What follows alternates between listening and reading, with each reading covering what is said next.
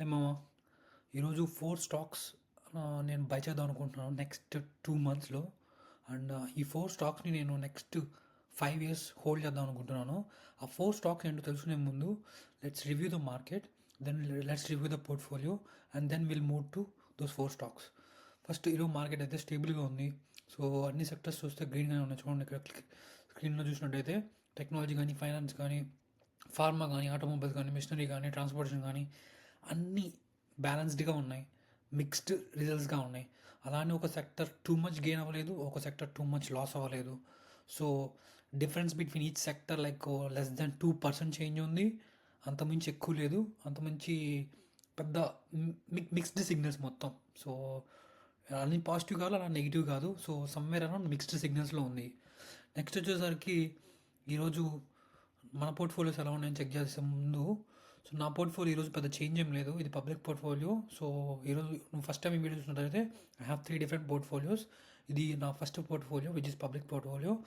ఇది ఏంటంటే బ్యాలెన్స్డ్గా ఒక 1 year హోల్డ్, ఒక more than 3 to 5 years hold చేసే స్టాక్స్ అన్నీ ఈ ఈ పోర్ట్ఫోలియోలో ఉంటాయి. సో ఈ పోర్ట్ఫోలియో పొద్దుకు నేను బై చేయను, సెల్ చేయను, కన్సిస్టెంట్గా ఉంచుతాను. వాట్ ఎవర్ ద మనీ, నాకు ఏదైనా స్టాక్ ఒక 5 years హోల్డ్ చేయాలనుకుంటే ఆ స్టాక్ని ఈ పోర్ట్ఫోలియోలో కొంటాను. సో ప్రజెంట్ అయితే ఈ పోర్ట్ఫోలియో పెద్ద చేంజ్ ఏం లేదు. ఈరోజు ఓన్లీ 0.44% చేంజ్ మాత్రమే ఉంది. So the biggest loser in my portfolio right now is Nike, and the biggest gainer in my portfolio is Google. And other than that nothing crazy on this portfolio. Next వచ్చేసరికి మన retirement portfolio. So retirement portfolio అనేది నేను only tax purpose కోసమే create చేశాను. So every year మనం $7,000 కానీ మనం 401k HSA అకౌంట్లో కానీ యాడ్ చేసుకుంటే ఆ మనీని మనం రైట్ ఆఫ్ చేసుకోవచ్చు ట్యాక్స్ పర్స్పెక్టివ్లో. సో దానికోసం నేను నా మనీని ఎవ్రీ ఇయర్ నేను దీంట్లో యాడ్ చేస్తూ ఉంటాను. సో ఈ పోర్ట్ఫోలియోలో వచ్చేసరికి నేను బై చేస్తూ ఉంటా, సెల్ చేస్తూ ఉంటా. ఓన్లీ లెస్ దాన్ 3 years మాత్రమే హోల్డ్ చేస్తాను ఈ స్టాక్ని, అంతమించి ఎక్కువ హోల్డ్ చేయను. సో ఒక ప్రైస్ టార్గెట్ పెట్టుకుంటాను, ఆ ప్రైస్ టార్గెట్ రీచ్ అవ్వగానే నేను ఈ స్టాక్ని సెల్ చేస్తూ ఉంటాను. సో లాంగ్ టర్మ్ అయితే కాదు, only less than 3 to 4 years, అంతమించి హోల్డ్ చేయను. సో ఈరోజు దీంట్లో బిగ్గెస్ట్ గెయిన్ వచ్చేసరికి కావా, అండ్ బిగ్గెస్ట్ లూజ్ వచ్చేసరికి Fubo TV. So other than that మిగిలిన అన్నీ పెద్ద ఫ్లక్చువేట్ అవుతూనే ఉన్నాయి. ఒరాకిల్ని బిగ్గెస్ట్ గెయిన్ అనుకోవచ్చు, but it's only $200 worth. But with cap ఈ కావాలని ఆల్మోస్ట్ $2,000 ఇన్వెస్ట్ చేశాను. సో దీంట్లో బిగ్గెస్ట్ గెయినర్ ఇది. ఆల్రెడీ నాకు మోర్ దెన్ 15%, 12% రిటర్న్ ఇచ్చేసింది. So nothing to worry. But I was expecting Cava should go to at least 100% within 2026. So అది నా goal for కావా. వన్స్ ఆ గోల్ నేను రీచ్ అయిన తర్వాత డిపెండ్స్, కంపెనీ నేను ఎక్స్పెక్ట్ చేసినట్టే గ్రో అవుతే ఉంచుతాను, లేదంటే సెల్ చేస్తాను. సో ఇది దీంట్లో సరికి. నెక్స్ట్ వచ్చేసరికి ఇండియన్ పోర్ట్ఫోలియోలో ఈరోజు పెద్ద మొమెంటం లేదు. సో స్టేబుల్గా ఉంది. సో ఓన్లీ 0.56% మాత్రమే గెయిన్ అయింది, విచ్ ఈస్ $28 ఇన్ USDలో. సో ఈరోజు బిగ్గెస్ట్ గెయిన్ ఎవరు అనుకుంటే మన portfolio Indian Hotels and Bharti Airtel. And biggest loser ఎవరు ఉన్నా అంటే అదానీ గ్రీన్. సో ఈ అదానీ పోర్ట్ అనేది బాగా ఫ్లక్చువేట్ అవుతూ ఉంటుంది. బట్ ఆ రెండు stocks but future next 10 years చూసినట్లయితే they are very good stocks. So నేనైతే I'm gonna keep hold them. So nothing, there is no other stock I'm gonna sell in this portfolio. Next వచ్చేసరికి ఈరోజు మార్కెట్లో ఉన్న news ఏంటని check చేద్దాం. So ఈరోజు మార్కెట్లో ఉన్న న్యూస్లో ఫండమెంటల్స్ చూసినట్టయితే, సో ఈరోజు మార్కెట్లో S&P 500 గెయిన్ అయింది, నాస్డాక్ గెయిన్ అయింది, డౌ జోన్స్ గెయిన్ అయింది. బట్ మీరు చూసినట్టయితే విక్స్ 5% లూజ్ అయింది. సో అంటే మార్కెట్లో ఫియర్ లేదు, మార్కెట్లో ఫియర్ తగ్గుతుంది ప్రజెంట్ మిక్స్డ్ సిగ్నల్స్ వల్ల. విక్స్ అనేది ఏంటంటే వాలటాలిటీ ఇండెక్స్. సో ఇది కానీ పెరుగుతుంది అనుకోండి, మార్కెట్లో ఫియర్ ఎక్కువ ఉంది, పీపుల్ ఎక్కువ సెల్ చేస్తారు. ఇది కానీ తగ్గుతూ ఉందనుకోండి, మార్కెట్లో ఫియర్ తక్కువ, మార్కెట్లో సెల్లింగ్ తక్కువ ఉంటుంది, బయింగ్ ఎక్కువ ఉంటుంది. దాని అర్థం అది. సో ఎప్పుడైనా మీరు మార్కెట్ ఫియర్ని ఎలా ఐడెంటిఫై చేయాలంటే విక్స్ చూడండి, ఈజీగా అర్థమైపోతుంది. నెక్స్ట్ వచ్చేసరికి ఈరోజు S&P 500లో ద గెయినర్స్ వచ్చేసరికి first solar and Paramount, sky and ఈ బిట్స్ వల్ల ఈ పారామౌంట్ పెరుగుతూ ఉంది. సో ప్రజెంట్ అయితే ఆ న్యూస్ ఏం లేదు. అండ్ బిట్స్ గురించి Paramount want to buy Warner Bros, and Warner Bros are thinking to sell either to Warner Bros లేదా నెట్ఫ్లిక్స్కి సెల్ చేద్దామని డైలమాలో ఉన్నారు ప్రజెంట్ అయితే. సో ఇంకో మార్కెట్లో ఈరోజు న్యూస్ ఏంటంటే ఈ బిట్ గురించి. సో ఒరాకిల్ CEO ఈ బిడ్ని బ్యాక్ చేస్తున్నాడు. బ్యాక్ చేయడం అంటే తను ఒక $40 బిలియన్ ఇన్వెస్ట్ చేయబోతున్నాడు ఈ బిడ్కి సంబంధించి. సో ఒక గ్యారంటీ ఇస్తున్నాడు అతను. సో మీరు కానీ పారామౌంట్కి అమ్మితే నేను $40 బిలియన్ నేను చూసుకుంటాను అన్నట్టు చెప్తున్నాడు. సో దాని పరంగా అదొకటి ఉంది న్యూస్ దీనికి సంబంధించింది. నెక్స్ట్ వచ్చేసరికి బిగ్గెస్ట్ లూజర్స్ ఎవరు ఉన్నారంటే టార్గెట్ లాస్ట్ 1.5 year నుంచి ఇది లూజ్ అవుతూనే ఉంది. ఎందుకు అంటే టారిఫ్స్ కానీ లేదంటే సేల్స్ సరిగ్గా లేవు. సో టూ మచ్ కాంపిటీషన్ ఉంది టార్గెట్కి. సో అందుకే టార్గెట్ పెద్ద లూజ్ అవుతూ ఉంది. అండ్ డాలర్ ట్రీస్ వచ్చేసరికి డాలర్ ట్రీ ఎందుకు లూజ్ అవుతుందంటే బికాస్ ఆఫ్ టారిఫ్స్. ఎందుకంటే డాలర్ ట్రీ అమ్మే ప్రొడక్ట్స్ అన్ని చైనా ప్రొడక్ట్స్. ఆ ప్రొడక్ట్స్ టారిఫ్స్ కాస్ట్ పెరిగింది. అలానే డాలర్ ట్రీ వాళ్ళు కాస్ట్ పెంచితే సేల్స్ తగ్గిపోతుంది. ఎందుకంటే డాలర్ ట్రీ అంటే తెలిసిందే కదా మనకి, ఎవ్రీథింగ్ $25 ఇప్పుడు ప్రజెంట్. ఒకప్పుడు డాలర్ ఉండేది, ఇప్పుడు $25 అయింది. సో $25కి అమ్ముతారు. కానీ ఇప్పుడు కొత్త ప్రొడక్ట్స్ యాడ్ చేశారు వాళ్ళు ఈ టారిఫ్స్ని తట్టుకోలేక. ఏంటి $5కి ప్రొడక్ట్ ఉంది, $3 ప్రొడక్ట్ ఉంది, $7 ప్రొడక్ట్ ఉంది. సో మల్టిపుల్ ప్రొడక్ట్స్ ఉన్నాయి. అది కూడా ఒక మినీ సూపర్ మార్కెట్ అయిపోయింది. కానీ ఏంటంటే చీప్ ప్లాస్టిక్ ఐటమ్స్ లాగా. సో అలా తయారైంది ఇప్పుడు dollar tree. So which is really good for them. Next వచ్చేసరికి ఈరోజు బాండ్స్ మార్కెట్ మొత్తం చూసుకుంటే అంతా రెడ్గా ఉంది. సో బాండ్స్లో పెద్ద మూమెంట్ ఏం లేదు. సో అండ్ కమోడిటీస్ వచ్చేసరికి గోల్డ్ సేమ్. గోల్డ్ అయితే పెరుగుతూ పోతుంది. సో గోల్డ్ ప్రైస్ టార్గెట్ వచ్చేసరికి $2,900 బై ఎండ్ ఆఫ్ 2026 అని చెప్పేసి బ్యాంక్ ఆఫ్ అమెరికా ఇచ్చిన రేటింగ్. సో 2,900కి వెళ్ళింది అంటున్నారు. So let's see how it's gonna work. I'm gonna buy some gold but not right now, but in 2026 maybe మార్చ్లో కానీ మేలో కానీ కొందామని చెప్పి వెయిట్ చేస్తున్నాను. ప్రజెంట్ అయితే nothing to worry. And silver కూడా గోల్డ్ని బీట్ చేస్తుంది. ఆల్మోస్ట్ 150% గెయిన్స్ వచ్చినాయి సిల్వర్లో. అండ్ కాపర్ కూడా very bullish on copper too. And oil price ఎందుకు పడిపోతుందంటే because of recent news about Venezuela and everything. So other nothing. So currencies కూడా అన్ని స్టేబుల్గానే ఉన్నాయి. యూఎస్ టు జపాన్ మళ్ళీ యూరో నుంచి యూఎస్డి కానీ, యూఎస్డి టు కెనడా కానీ అన్నీ స్టేబుల్గా ఉన్నాయి. పెద్ద ఆస్ట్రేలియా టు యూఎస్డి కానీ అన్నీ స్టేబుల్గా ఉన్నాయి. So nothing to worry on that. So ఈరోజు ఒక న్యూస్ వచ్చింది అంటే Nike stocks, Jefferies is going to add Nike stocks to his portfolio. So which is really good news for Nike. But ఈ news పెద్ద ఎఫెక్ట్ ఏం చేయలేదు మార్కెట్ని. So but let's see how it's gonna effect. ముందు ఎలా effect చేసేదని చూద్దాం. Next వచ్చేసరికి నేను 4 స్టాక్స్ గురించి మాట్లాడబోతున్నాను అని చెప్పాను కదా స్టార్టింగ్లో. ఆ 4 స్టాక్స్ ఏంటంటే దాంట్లో ఫస్ట్ స్టాక్ వచ్చేసరికి Fubo is like a very good stock out there right now. Fubo గురించి మాట్లాడాలంటే ఫూబో వచ్చేసరికి ఇప్పుడు కంటెంట్ క్రియేటర్స్ ఉన్నారు కదా, వాళ్ళకి ఒక నీషే ఉంటుంది. ఆ నీషే ఏంటంటే ఒకళ్ళు ఫైనాన్స్ గురించి మాట్లాడతారు, ఒకళ్ళు సినిమా గురించి మాట్లాడతారు, ఒకళ్ళు హెల్త్ గురించి మాట్లాడతారు, ఫిట్నెస్ గురించి మాట్లాడతారు. అవన్నీ వాళ్ళ నీషే. అలాగే ఫూబో నీషే ఏంటంటే ఫూబో వచ్చేసరికి స్పోర్ట్స్. వాళ్ళ మెయిన్ కంటెంట్ మొత్తం స్పోర్ట్స్ కంటెంట్. వాళ్ళ దాంట్లో మీరు ఏమైనా చూడాలనుకుంటే ఏదన్నా లైక్ బాస్కెట్బాల్ కానీ లేదంటే any games. I'm not much of a game viewer, but మీరు కానీ ఏమైనా గేమ్స్ చూడాలనుకుంటే ఫూబో ఇస్ ద బెస్ట్. ఇండియాలో మీరు క్రికెట్ చూడాలనుకుంటే ఆబ్వియస్లీ డిజ్నీ హాట్స్టార్కి వెళ్తే వాళ్ళు. ఇక్కడ యూఎస్లో అలాంటి గేమ్స్ అన్ని టాప్ గేమ్స్ ఏమైనా చూడాలనుకుంటే ఫూబోలోకి వెళ్ళి చూస్తూ ఉంటారు. సో వాళ్ళు అనలిస్ట్ వచ్చేసరికి దానికి ప్రైస్ టార్గెట్ వచ్చేసరికి నెక్స్ట్ 2026కి ఆల్మోస్ట్ $5 ఇచ్చారు. ప్రజెంట్ $2.70 ఉంది స్టాకు. సో 70% అప్సైడ్ వాల్యూ ఉందని చెప్పి అనలిస్ట్ రేటింగ్స్ ఇచ్చారు. అట్ ద సేమ్ టైం ఆ కంపెనీ చాలా బాగా గ్రో అవుతుంది. మీరు చూసినట్టయితే సబ్స్క్రైబర్స్, సో ఒకప్పుడు 1.62 నుంచి 1.7 మిలియన్ సబ్స్క్రైబర్స్ పెరిగారు జస్ట్ నార్త్ అమెరికన్ రీజియన్లో. అంటే 30% గ్రో అవుతున్నారు ఇయర్ ఆన్ ఇయర్లో. ఈ స్టాక్ 30% గ్రో అవుతుంది ఇయర్ ఆన్ ఇయర్లో. అంటే ఇప్పుడు మీరు $100 పెట్టుంటే దాంట్లో ఈ స్టాక్ లెక్క ప్రకారం ఫండమెంటల్స్ ప్రకారమే ఈ స్టాక్ వాల్యూ 30% గ్రో అవుతుంది. అంటే 130 అవుతుంది ఆ stock value based on fundamentals. అదే కాకుండా మార్కెట్లో ఉన్న సెంటిమెంట్ ప్రకారం చూసుకున్నట్లయితే ఆ 130కి ఇంకా గెయిన్ అవ్వచ్చు. సో నేనేమనుకున్నా అంటే మా అనలిస్ట్ ఇచ్చిన రేటింగ్ వచ్చేసి 70%. వన్స్ ఫండమెంటల్స్ కానీ మ్యాచ్ అవుతున్నాయి అనుకోండి ఆ స్టాక్ ప్రైస్కి, ఆటోమేటిక్గా అది 30% గ్రో అవుతుంది. ఈజీగా 50-60% గ్రో అవుతుంది. That is what my expectation for the stock. At the same time వాళ్ళు డిజ్నీతో పార్ట్నర్షిప్లో ఉన్నారు. So which is going to be ad advantage for them. So for example ఇప్పుడు కోక్ కానీ పెప్సీ కానీ ఉన్నారు, చాలా బిగ్ కంపెనీస్ కదా.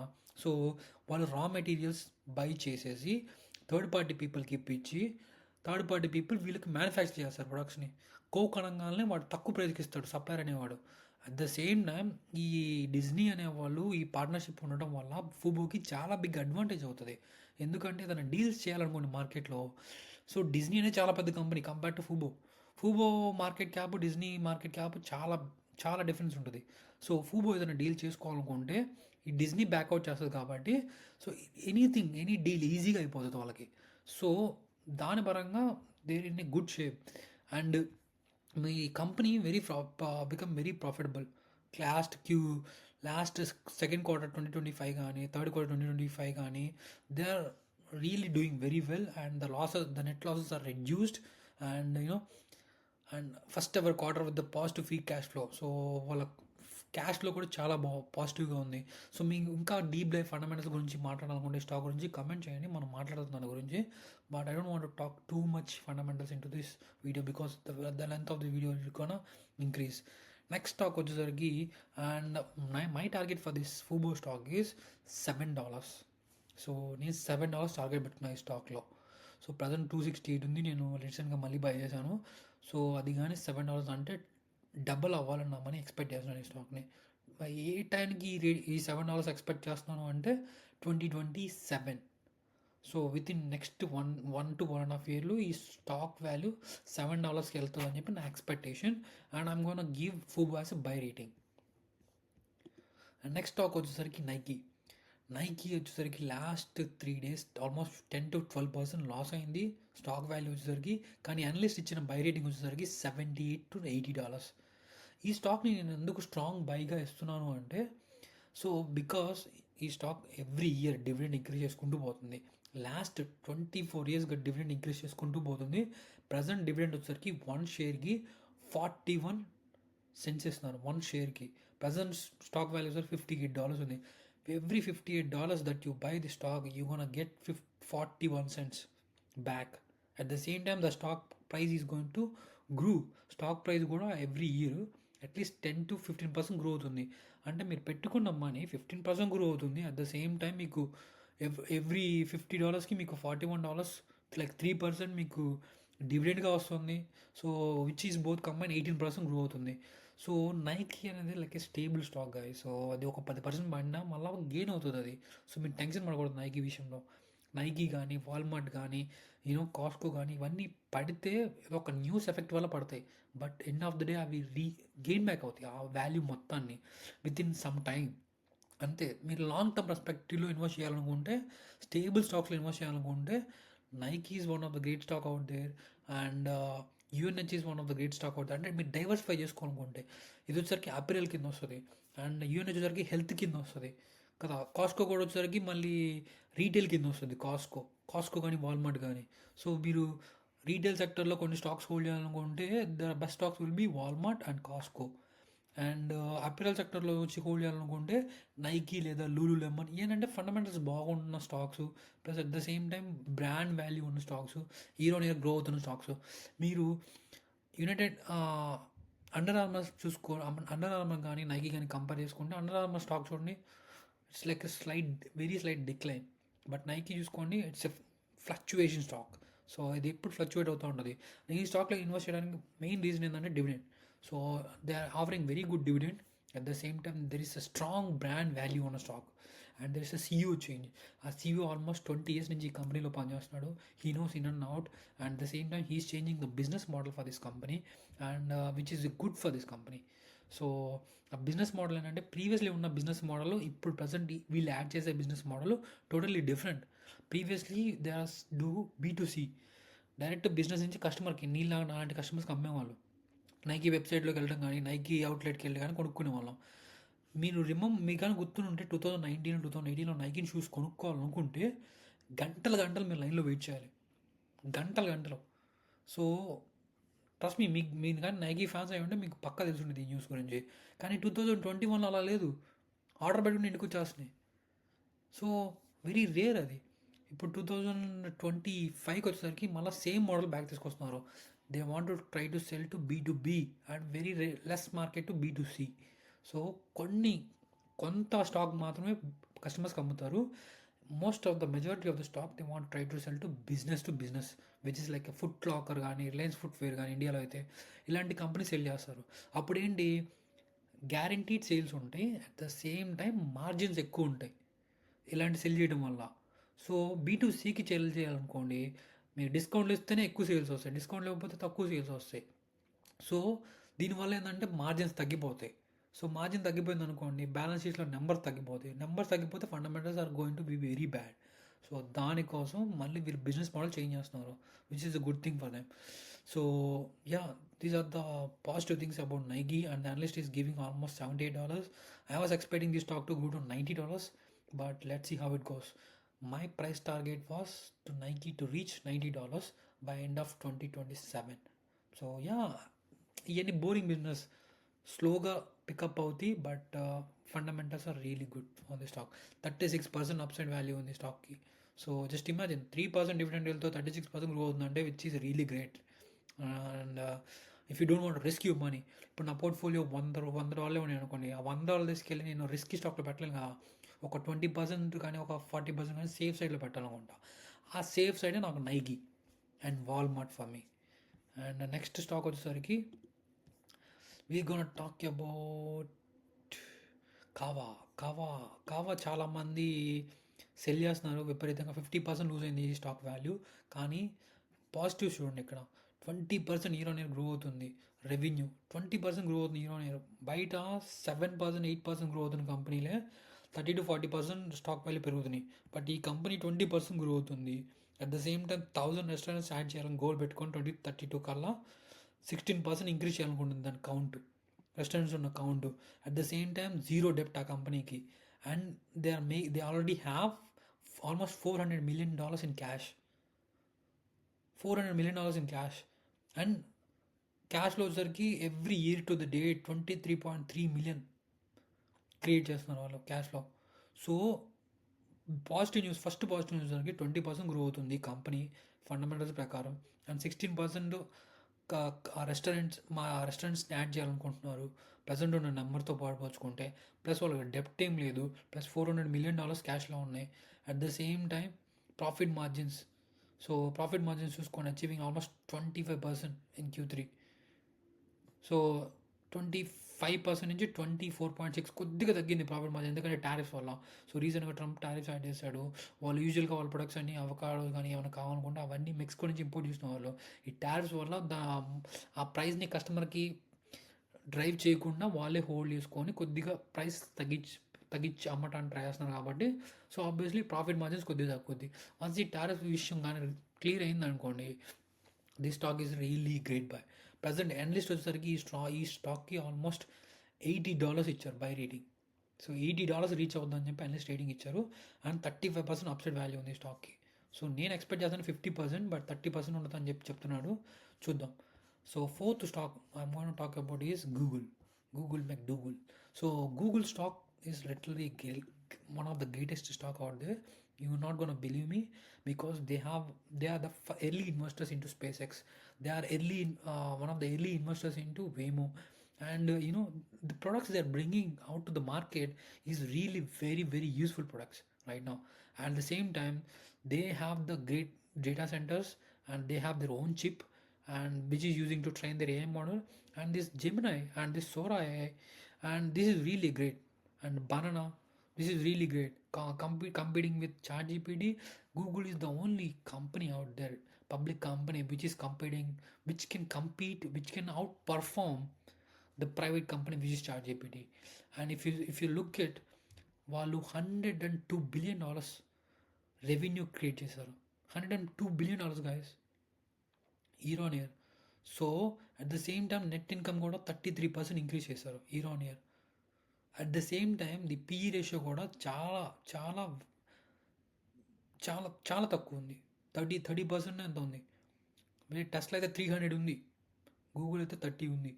So at the same time cloud revenue almost 34% increase అయింది క్లౌడ్ రెవెన్యూ కూడా. అండ్ క్యాపిటల్ కూడా. అండ్ ఈ గూగుల్ కూడా మనకి స్ట్రాంగ్ బై రేటింగ్ ఇచ్చారు. ప్రజెంట్ బై రేటింగ్ కూడా ఆల్మోస్ట్ $400 ఇచ్చారు ప్రైస్ టార్గెట్ అనలిస్ట్లో. $400 ప్రజెంట్ వచ్చేసరికి $310 ఉంది. అంటే upside value almost 30-40% upside value ఉందని చెప్పి ఇచ్చారు. And YouTube, everybody is watching YouTube right now. So మీరు ఏదన్నా టైం పాస్ చేయాలనుకుంటే, లాంగ్ లెంత్ వీడియోస్ చూడాలనుకుంటే 80% of the people will go to YouTube. They won't go to Netflix, they won't go to any Paramount, they won't go to any other streaming platforms. The first platform they come into mind is YouTube, and which is free, which is you have your favorite influencers of influencers, so where you watch all your videos.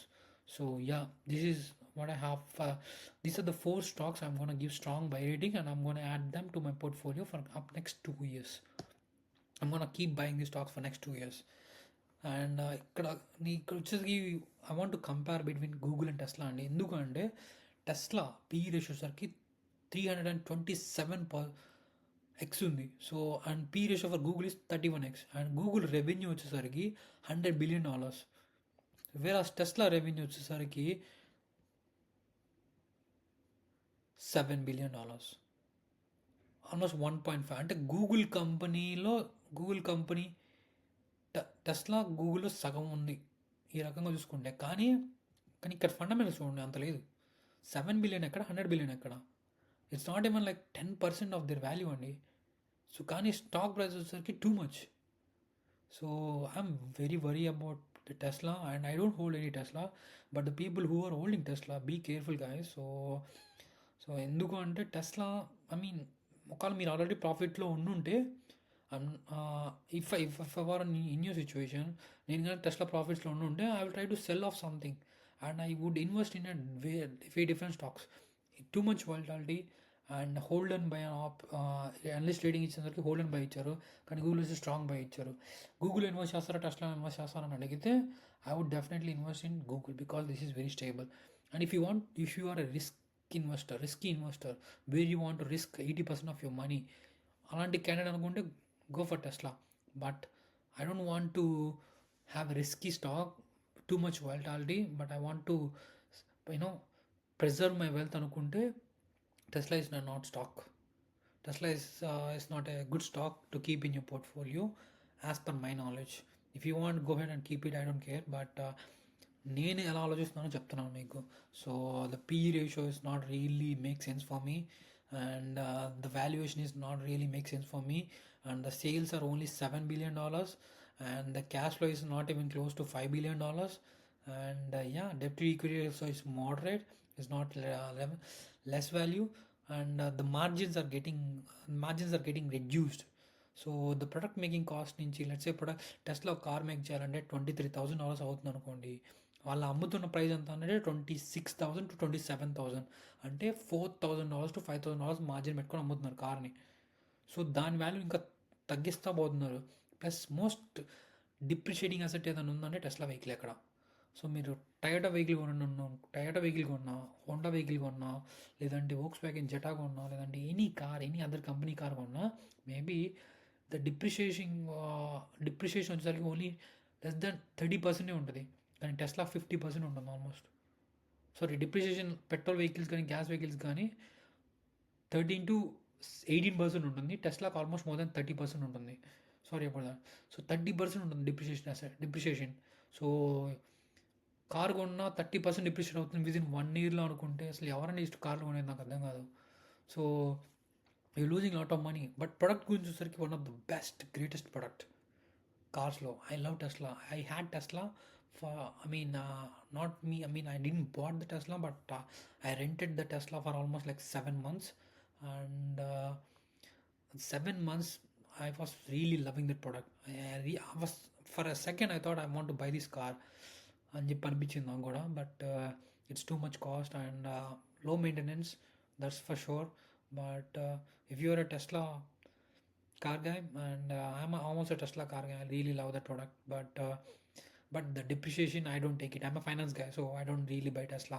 If I have to buy a car, I would definitely think about RAV4 or maybe Honda CR-V, because those cars are least depreciating cars in the American market. So I would buy those cars, not these cars, because in financial perspective.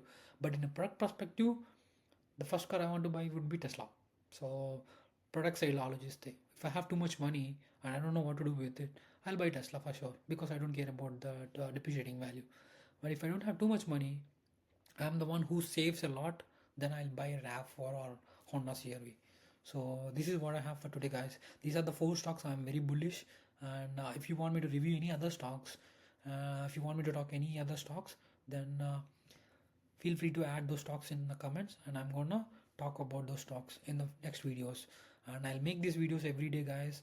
Please support me. And if if you don't have time to watch the market, if you don't have time to understand the market, if you don't have time to know what the things are happening in the market, you can watch my video. I will definitely gonna improve in my future videos too, but I will bring more value to this video, and so that you don't have to go and find the news in the market, or watch a lot of other videos to understand the market. So if you want me to talk about more about the market instead of particular stocks, please tell me. I will talk about more about the market compared to the individual stocks. And thank you for watching this video.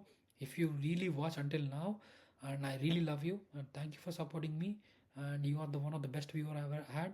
And have a good day.